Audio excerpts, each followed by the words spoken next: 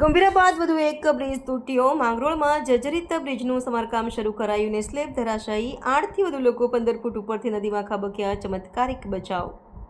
વડોદરા આણંદ વચ્ચે આવેલો ગંભીરા બ્રિજ 9મી જુલાઈએ તૂટી પડતા 21 લોકો જીવ ગુમાવી ચૂક્યા છે, જેમાં એક મૃતદેહ હજુ નથી મળ્યો. ત્યારે વધુ એક બ્રિજ તૂટવાની ઘટના જૂનાગઢથી સામે આવી છે. માંગરોળ તાલુકાના આજક ગામે પણ બ્રિજ તૂટી પડ્યો છે. આ ઘટનામાં હિટાચી મશીન સાથે 8થી વધુ લોકો અંદાજિત 15 ફૂટ ઉપરથી નદીમાં ખાબક્યા હતા. જોકે સદનસીબે તમામનો ચમત્કારિક બચાવ થયો છે.